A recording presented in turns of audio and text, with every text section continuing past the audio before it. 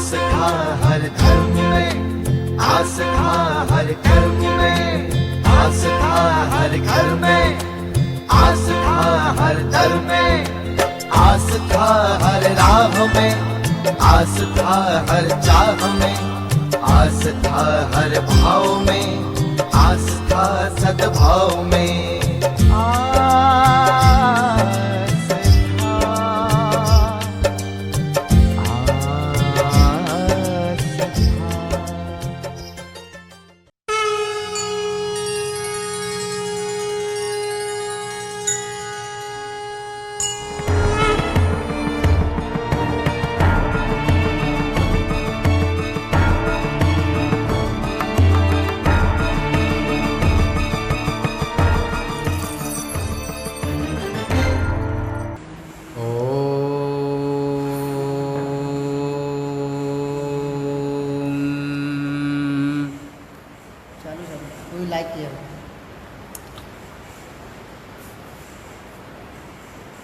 नमस्ते रुद्रमन्यव उतोत इखवे नमः सबाहुभ्यामुतते नमः।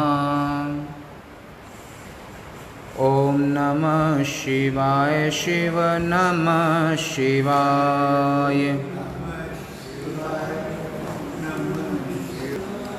हर हर शंभो नमः शिवाय। नमः शिवाय शिव नमः शिवाय। हर हर शंभो नमः शिवाय।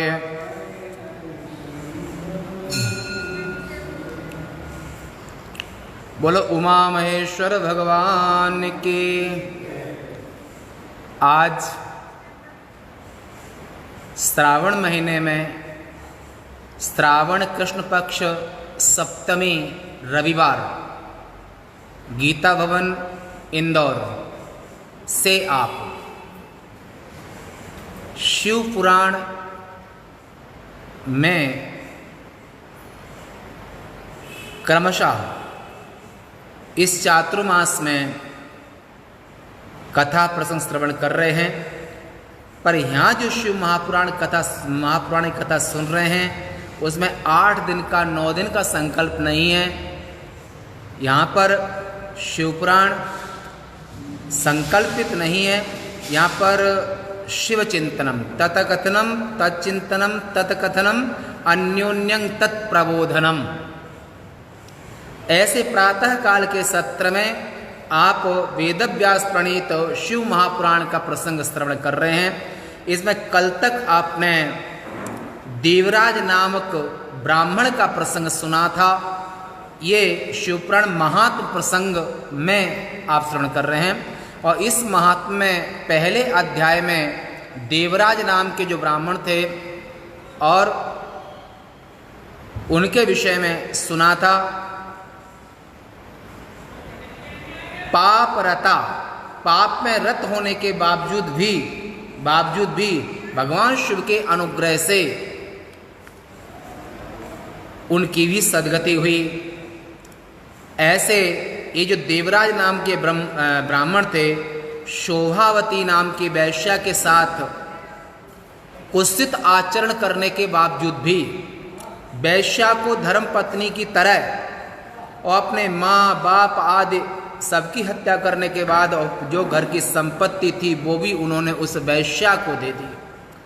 इतने पाप में रत होने के बावजूद जब लास्ट समय में वो अकेले रह गए, जब वहाँ पर पहुँचे गांव में, तो गांव में शिव मंदिर था। उस शिव मंदिर में एक शिव पुराण की कथा ब्राह्मण देवता कर रहे थे, तो वहाँ पर उन्होंने कथा भी सुनी। और कदाचित दैव योगेन प्रतिष्ठानम उपागतः शिवालयं ददर्शासौ तत्र साधो जनाव्रतम। वहाँ पर उन्होंने शिवालय में शिव भक्तों का दर्शन किया और देवराज कथा भी सुनते थे, अकेले रह गए थे और धन आदि सब नष्ट हो गया था। जैसे परधन हरण को वैश्या परम प्रवीण, अन्य ऋषियों ने भी कहा है कि वैश्या सदा समसान सुमना मिव वर्जनीया।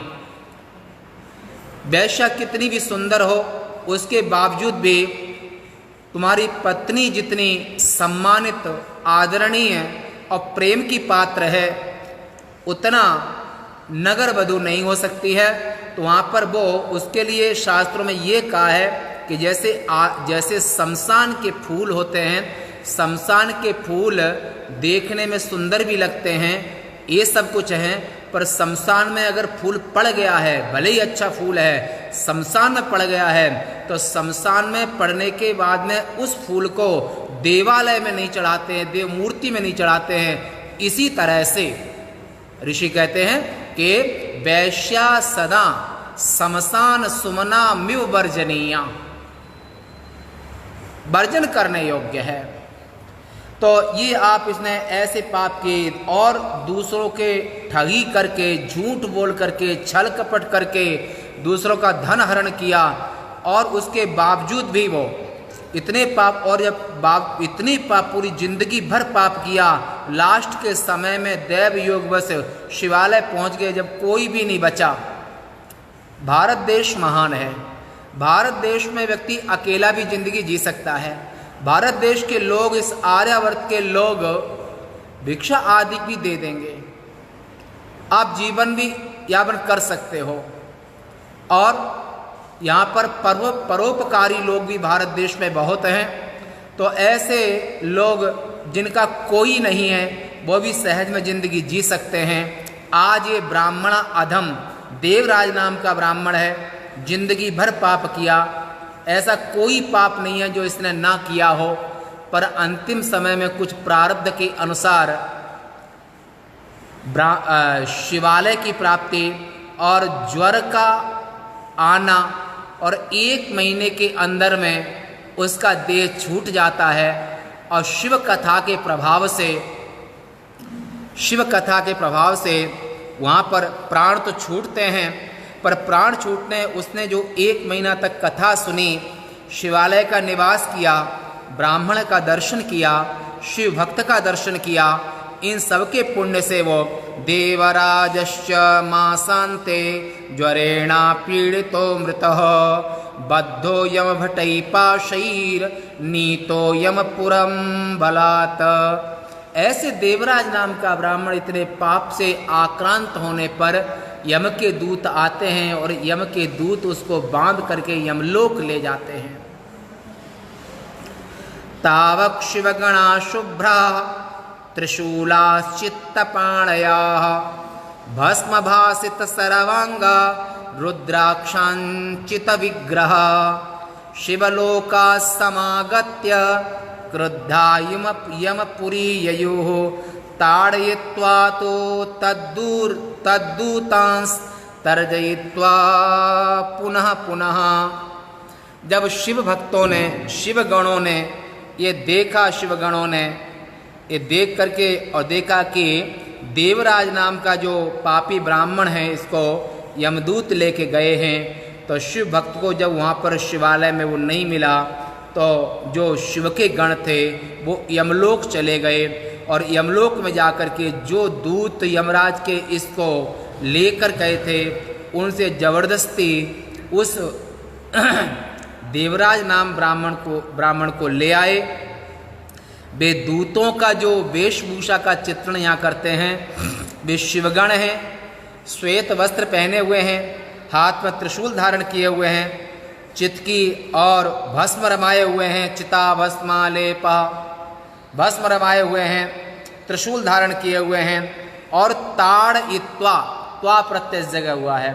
उन यमदूतों को ताड़ना करते हुए और जबरदस्ती मारते हुए, मार करके, और उस शिवभक्त जो शिवपुराण सुनी थी 1 महीना और शिवालय में देह छूटा और जिंदगी भर का पापी था, और उसके वो शिवगण उस देवराज नामक ब्राह्मण को यमदूतों से छुड़ा लाते हैं।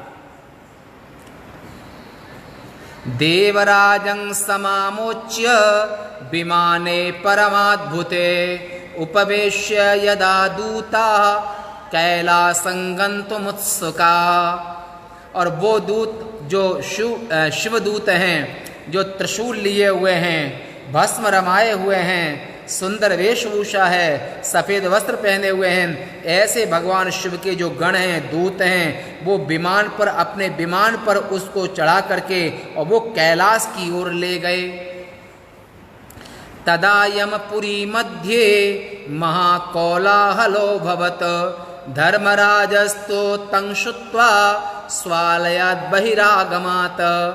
और जब देवराज को शिव भक्त शिव पार्षद लेके चले गए तो उस यमपुरी में बड़ा कोलाहल हो गया कि इस जिंदगी भर जो पाप किया, मदिरापान, वैश्यागमन, धन की चोरी, धन का हरण, छल कपट, दंभ, झूठ, सब पाप किया और इस पापी को भी शिवगण ले करके चले गए। तो यमपुरी में बड़ा भारी कोलाहल हुआ।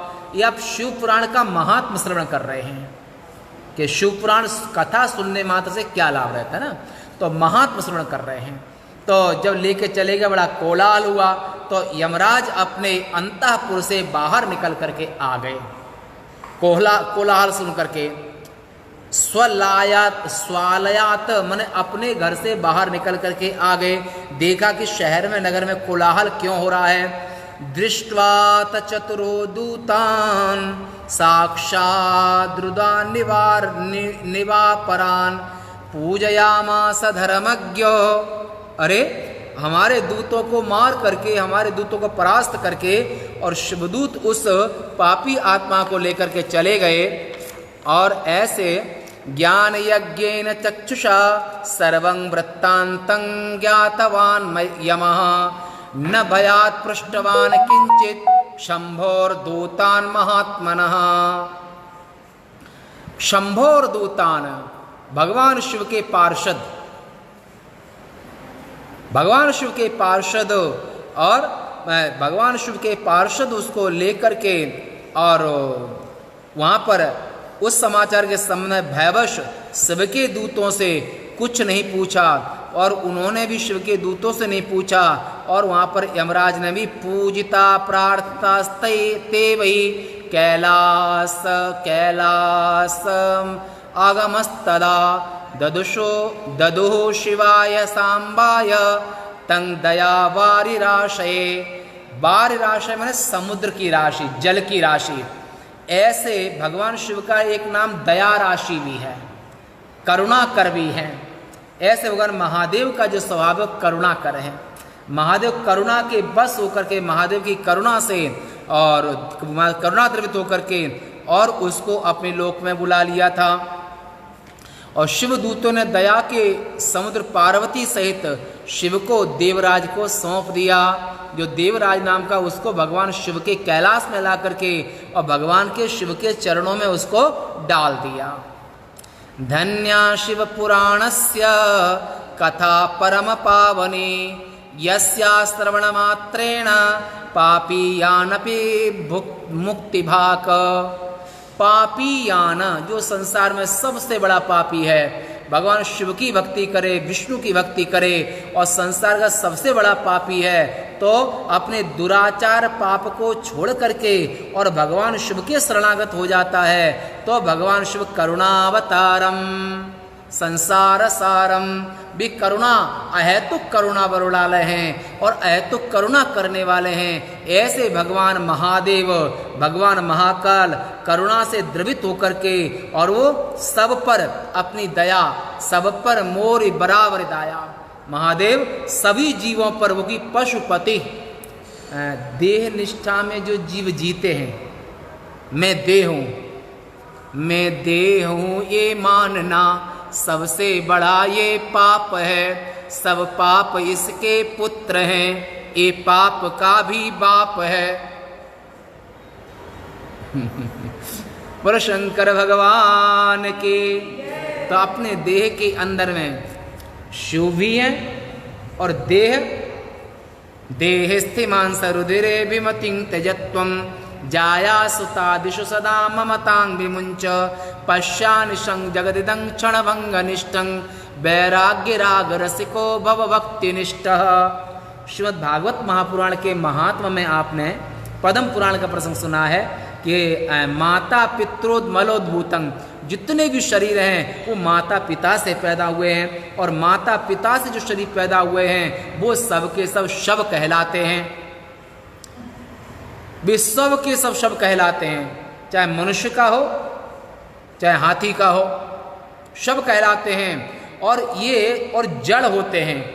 ऐसे जड़ शरीर भी अगर चलते फिरते हैं तो अंदर में जो आत्मा है, चेतन है, प्राण है, जीव रूपेण प्राविशत, ऐसे भगवान महेश्वर ही सबके शरीरों के अंदर में प्राण बन करके प्रवेश कर गए।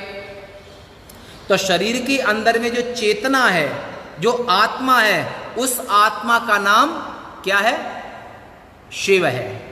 नमामि शमीशान निर्वाण रूपम विभुं व्यापकं ब्रह्म वेद स्वरूपम निजं निर्गुणं निर्विकल्पं निरेयं चिदाकाशमाकाशवासं भजेयम्।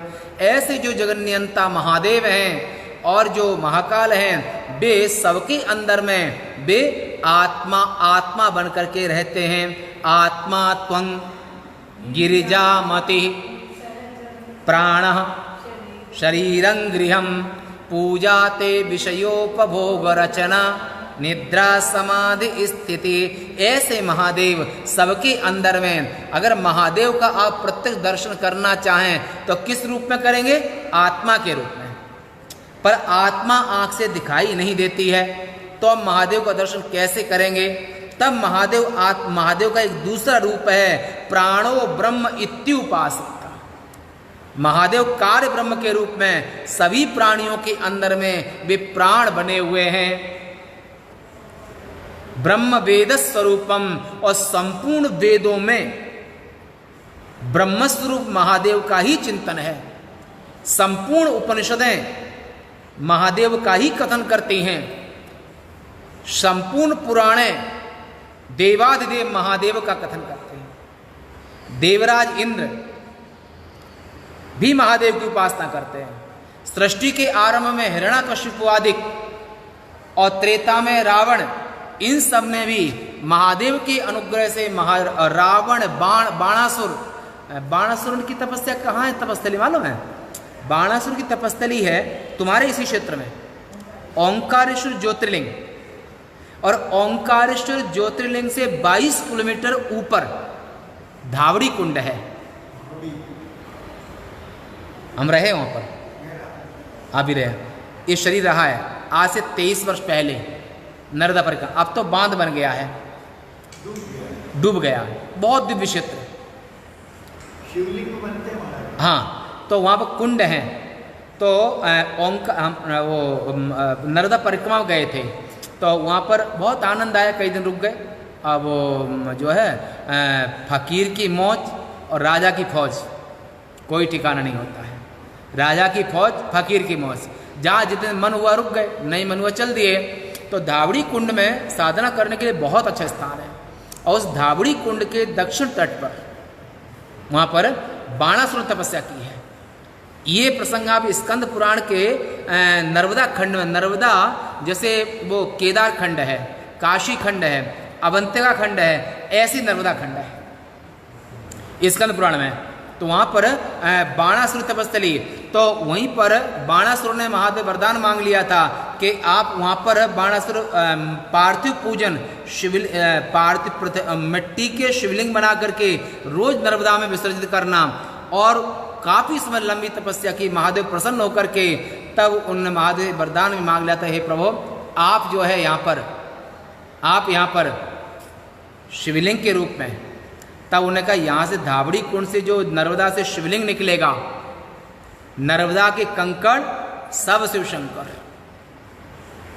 शिव प्रिय में कल शैल सतासी, सकल सिद्धि सुख संपत्ति राशि।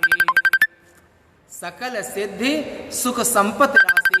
ये जो महादेव, ये जो नर्मदा जी हैं, मेकल पर्वत बना अमरकंटक, अमरकंटक में शिव प्रिय मेकल शैल सतासी, मेकल की पुत्री हैं, शिव की पुत्री हैं। और नर्मदा माता ने शिव की बड़ी तपस्या की, तो शिव ने उनको पुत्री रूप में स्वीकार किया। और शिव से ये वरदान मांग रहे जहाँ जहाँ पर हमारी उपस्थिति हो। नर्मदा का ये आप नर्मदा खंड में इसमें वहाँ भी देख सकते हैं, तो नर्मदा का पाणी ग्रहण सोनभद्र से हो रहा था। सोनभद्र का उद्गम भी अमरकंटक मेकल पर्वत है जो शहडोल जिला में पड़ता है एमपी में। वहाँ हम चातुर्मास भी किया है शरीर ने, तो वहाँ से सोनभद्र का उद्गम भी वहीं से है, नर्मदा का उद्गम भी वहीं से है। और दोनों ही मेकल के मेकल पर्वत ने अपनी पुत्री को सोनभद्र के लिए पाणी ग्रहण के रूप में बातचीत सब हो गई, शादी होने की तैयारी हो गई, मंडप बन गया और उसी बीच में कुछ बात बिगड़ गई, शादी नहीं हुई। तो इसलिए नर्मदा माता बाल ब्रह्मचारिणी है, बाल ब्रह्मचारिणी परिक्रमा, क्योंकि संसार में पूजा त्यागी, तपस्वी और ब्रह्मचर्य की होती है। नर्मदा गंगा की परिक्रमा नहीं होती है, गंगा की पूजा होती है, क्योंकि संसार में सबसे कठिन कोई तपस्या है तो उस तपस्या का नाम है ब्रह्मचर्य। ब्रह्मचर्यं परमं तपः, सामान्य व्यक्ति सोच भी नहीं सकता है। तो ऐसे माता नर्मदा अखंड बाल ब्रह्मचारिणी हैं, तो माता नर्मदा की परिक्रमा होती है, गंगा की पूजा होती है। गंगा ब्रह्मा जी की पुत्री हैं, पर माता गंगा कहती हैं, एक बार स्वामी करपात्र जी महाराज गंगा की परिक्रमा कर रहे थे, तो ऐसा सुना है, सुनी बात बोले, तो माता गंगा प्रकट उनसे कहा कि परिक्रमा तो नर्मदा की होती है, हमारी परिक्रमा नहीं होती है। तो अब तुम यहाँ से अपनी परिक्रमा तोड़ करके, और उनसे दर्शन भी दिए, स्वामी करपात्री महाराज को माता गंगा ने दर्शन दिए, और परिक्रमा केवल नर्मदा की होती है। शिव प्रिय मेकल शैल सतासी, भगवान शिव ने वरदान दिया, उन्होंने कहा कि जहाँ जहाँ नर्मदा की धार होगी उसका एक एक कंकड़ महादेव के रूप होगा। तो सोनभद्र पूर्व दिशा की ओर चले गए, नर्मदा माता पश्चिम, नर्मदा की धार सदा उल्टी वह चलिए, वहाँ पाणी ग्रहण नहीं हुआ। तो अमरकंटक में भी आप जाएं तो माई की बगीची अभी भी है, जहाँ पर मंडप सजा हुआ था, सोनभद्र है, और नर्मदा का पाणी ग्रहण होने जा रहा था, पर फिर पाणी ग्रहण नहीं हुआ। तो अनवर्त धारा, तो नर्मदा, और जो बलि, महाराजा बलि ने अश्वमेध यज्ञ नर्मदा के उत्तर तट पे किया था, भरूच में, भरू क्षेत्र में भरूच में 48 तीर्थ हैं, माने भरूच। और वहाँ पर महाराजा बलि ने, जहाँ पर 52 भगवान दर्शन दिए थे महाराजा बलि को यज्ञ में प्रकट होकर के, तो वो स्थान भी भरूच में अश्वमेध घाट अभी भी है, नर्मदा के उत्तर तट पर। तो नर्मदा का जो प्रवाह है, और नर्मदा जी हैं वो लाखों वर्ष युगों से हैं। तो ऐसे नर्मदा जी और भगवान शिव नर्मदा के कंकड़ सब शिव शंकर, ऐसे बाणासुर को वरदान दिया था कि यहाँ से जो शिवलिंग निकलेगा वो बाणासुर के नाम से जाना जाएगा। तो आज भी नर्मदेश्वर का नाम बाण शिवलिंग कहलाता है।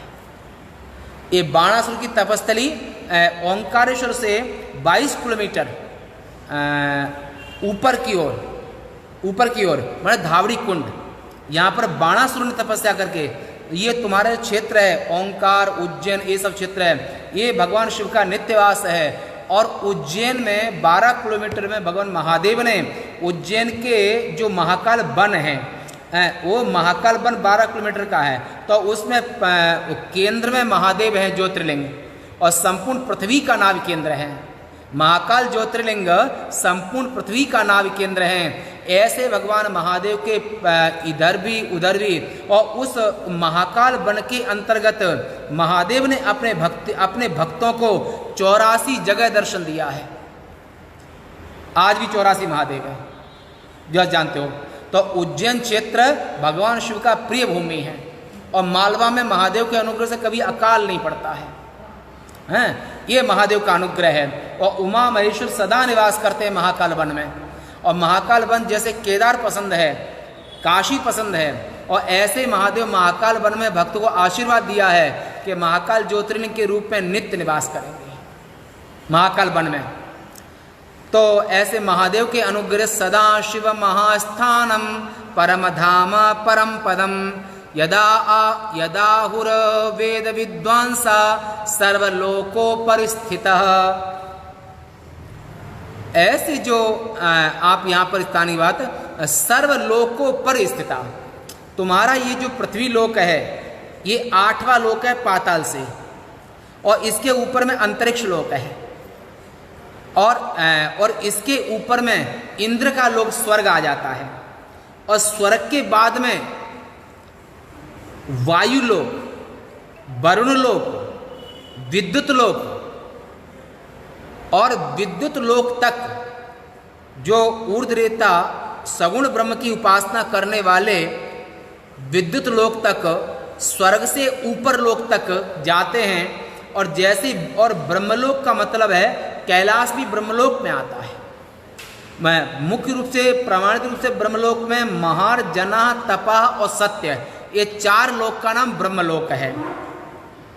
ये 4 लोक का, तो जब ऊपर जब ये साधक जाता है सगुण ब्रह्म की उपासना करने वाले, तो जैसे ही ब्रह्मलोक की सीमा शुरू होती है तो वहां से अमानव पुरुष ब्रह्मलोक से उसको लेने अगवानी के लिए आता है, और एक बार जो ब्रह्मलोक चला गया उसको माया कभी बांध नहीं सकती है, उसका कभी जन्म नहीं होता है। वो ब्रह्मा के साथ में ब्रह्मा पेति, जब ब्रह्मा की आयु पूरी होगी तब उसकी भी आयु पूरी होकर के और ब्रह्म के साथ में अभिन्न हो जाता है। न स पुनरावर्तते न स पुनरावर्तते, ये प्रसंग आप ब्रह्म सूत्र के 3 पाद में जिस शाम को श्रवण करते हैं उसमें विस्तार से है, और छांदोग्य में 6ठे अध्याय में, बृहदारण्य में भी है, जो उत्तरायण से गमन करते हैं। ऐसे महादेव का जो अनुग्रह, जो महादेव का लोक है, सो सदा शिव महास्थानम, जहाँ महादेव निवास करते हैं वो महास्थान है, वो परम धाम, उसको ब्रह्मलोक भी कहते हैं। ब्रह्मलोक विष्णु भक्तों के लिए वैकुंठ है, शिव भक्तों के लिए कैलाश है, और ब्रह्मा जी के लिए वो ब्रह्मलोक है। तो ऐसे सदा शिव महास्थानं परम धाम परम पदम, ऐसे महादेव पर ब्रह्म स्वरूप हैं, वो निर्गुण भी हैं और सगुण भी हैं। जब माया के सहित महादेव होते हैं तो वो प्राणो ब्रह्म इत्युपासित, वो जो सोपाधिक ब्रह्म कहलाते हैं। और जब माया से रहित होते हैं, निजंग निर्गुणंग निर्विकल्पंग निरीयम, ये भी उनका स्वरूप है। बोला कैसे हम समझे? ऐसे समझो, आपका शरीर के साथ अभी आप बैठे हैं तो आप शरीर के सहित आत्मदेव कहलाएंगे। आत्मा के बिना शरीर रह नहीं सकता है। तो जो आत्मा जब तक है तब तो शरीर चलता फिरता उठता बैठता दिखाई देता है। और जैसे ही शिवस्वरूप आत्मा, शिवस्वरूप प्राण, शिवस्वरूप कार ब्रह्म के रूप में शिव प्राण बन जाते हैं, और जब प्राण इस देह से निकल जाते हैं तो उस समय पर शरीर यही है। बच्चा भी हो सकता है, जवान भी हो सकता है, बूढ़ा भी हो सकता है, शरीर यही है। पर शरीर उस समय पर प्राण के निकल जाने के बाद ये शरीर शव बन जाता है। अभी भी शव है, पर प्राण होने के कारण, महादेव की उपस्थिति होने के कारण, आत्मा होने के कारण तुम्हारा सबका सब कोई ध्यान रखता है, किसी कष्ट ना हो। और जैसे ही प्राण निकल गए तब क्या होगा? जिन पुत्र न बहुत प्रतिपाल्यो तेई देख घिनई है, सुत बनितादि काम नहीं आई है। विनय पत्रिका में जब बुढ़ापा आ जाए, जर्जर अवस्था आ जाए, शरीर काम करने लायक न रहे, जिन पुत्रों को, पुत्रियों को, बहुओं को, पोतों को, दोहित्रों को आपने बहुत प्यार दुलार स्नेह अपना सब कुछ लुटा दिया, और जब आपका शरीर काम करने लायक नहीं हुआ तो उस समय पर ते ही देख घिनई है। जिनको आप गोद में खिलाते थे, गोद में टट्टी पेशाब बच्चे कर देते हैं, माँ कभी फेंक नहीं देती है। पर जब माँ बाप का शरीर बूढ़ा हो जाता है, माँ बाप का शरीर जर्जर हो जाता है, तो शरीर में जवान और बच्चों को बूढ़े लोगों से बदबू आने लगती है। कोई कहते हैं, कोई नहीं कहते। और फिर बूढ़े लोगों के पास वो अपने पोतों को और बेटों को, छोटे बच्चों को आने से वो कतराते रहते हैं, कोई इन्फेक्शन ना हो जाए। दादी को बहुत मन करता दुलार करने का, दादी का प्यार करने का, दुलार करने का, गोद में खिलाने का, और मूल से ब्याज प्यारा होता है। परंतु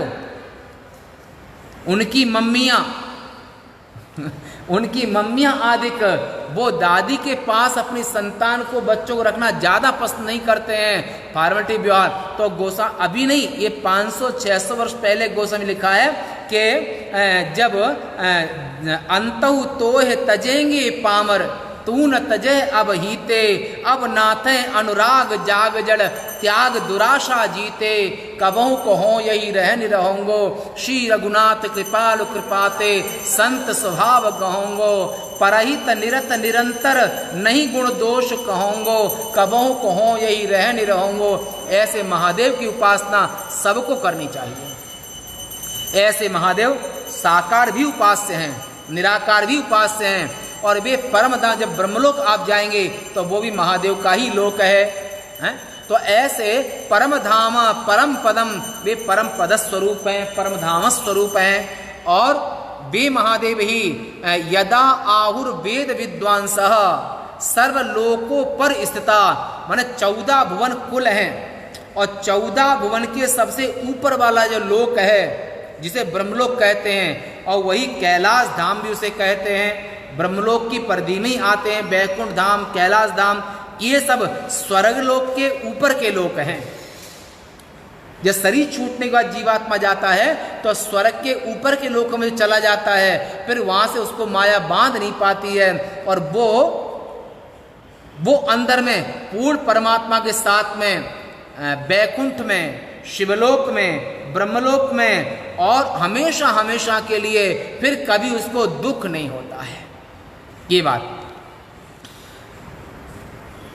ब्राह्मणा क्षत्रिया वैश्या शूद्रा अन्येपि प्राणिनः हिंसिता धनलोभेन बहवो येन पापिनः मातृपित्र बधूहन्ता वैश्यागामी च मद्यपः देवराजो दुजस्तत्र गत्वा मुक्तो भवक्षणात्। ऐसे शिव महापुराण की कथा 1 महीना श्रवण की। शिवालय में देह त्यागा, हमेशा रावण की भी कामना थी, आपने सुनी होगी, शायद आपको याद होगी। एक कामना थी कि शिवेति मंत्र उच्चरण कदा सुखी भवाम्यहम समालोष्ट कांचनयो कदा सुखी भवाम्यहम। हे महादेव, ये आशीर्वती कब छूटेगी? ऐसा वो कब दिन आएगा जो हमेशा शिव शिव मंत्र का जप करते हुए, सोना और मिट्टी को समान समझते हुए, निज भुज तकिया, अपने हाथ का ही तकिया लगा करके, और अहरनिश रात और दिन शिवेति मंत्र उच्चरण कदा सुखी भवाम्यहम। हे नाथ, ऐसी कृपा हमारे ऊपर कब करेंगे आप?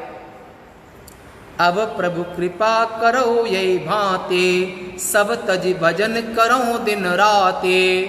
भगवान के भक्त की अंतिम इच्छा होती है, हे नाथ अब ऐसी कृपा करो कि संसार की मोह ममता ऐसे छूटने वाली है नहीं, आपकी कृपा के बिना संभव नहीं है। तो ऐसी कृपा करो कि शिवेति मंत्र उच्चरण कदा सुखी भवाम्यहम। ये त्रैलोक विजयी रावण कैसे रावण है कि ब्रह्म सृष्टि जहां लग तनुधारी, रावण वशवर्ती नर नारी। ब्रह्मा की सृष्टि जहां तक है, पूरी सृष्टि पर शासन रावण का है, ब्रह्मा की सृष्टि। और ऐसे रावण की अंतः आकांक्षा है कि हे नाथ, हे सदाशिव, हे आत्मदेव, कदा सुखी भवाम्यहम। क्योंकि भगवान शिव का जो मंत्र है वो जीव के संपूर्ण अनर्थों को नष्ट करने वाला है। अब इसमें कहा कि ऐसा जो देवराज नाम का ब्राह्मण, जो हिंसित, धन का लोभी, माता का, पिता का, अपनी पत्नी का, इन सब की हत्या करने वाला, और ऐसा कोई पाप नहीं था जो देवराज ने किया हो, परंतु लास्ट के दिनों में शरणागत होकर के और शिव के साथ में, तो शिवानुग्रह उसको भी प्राप्त हुआ। ऐसे भगवान शिव का अनुग्रह, क्योंकि वो एकमात्र देव हैं करुणा अवतारम, वे करुणा के अवतार हैं। और ऐसे वैसे उनको और सभी जीवों के पापों को नष्ट करके भगवान शिव उसको कल्याण प्रदान करते हैं, सुख प्रदान करते हैं, अपने गणों में रख लेते हैं। आगे तृतीय अध्याय का यहाँ आरंभ होता है। चलने दे हैं? एक जो नियम जो था वो नियम शुरू। अच्छा, शुरू हो गया 10-15 मिनट बचे शुरू कर देना। हाँ, तो ये आप कल से सोमवार है और ये सब है, और कल सब लोग रहेंगे, कल यहाँ पूजन भी रहेगा हैं। और चूँकि कोरोना बहुत तेज़ी से फैल रहा है, तो सभी से हमारा निवेदन भी है, आदेश भी है, और सभी से हमारी प्रार्थना भी है कि सभी लोग घरों में रहें, बाहर कम जाएं, सुरक्षा से रहें, ऐसे ही रहें जैसे दुश्मनों के बीच में रहना पड़ता है। दुश्मन कभी आक्रमण कर सकता है, ऐसे ही घर में, वन में, कहीं पर भी रहें, दूरी का ध्यान रखें, मास्क लगाएं, खाने पीने में ध्यान रखें, अपनी एनर्जी बढ़ाएं, ऐसी चीज़ें खाएं जिससे कि लड़ने की क्षमता आए व्यक्ति या वायरस को, हैं। और इसमें सरकार का भी सहयोग करें, और सरकार के साथ में आत्मरक्षा करें।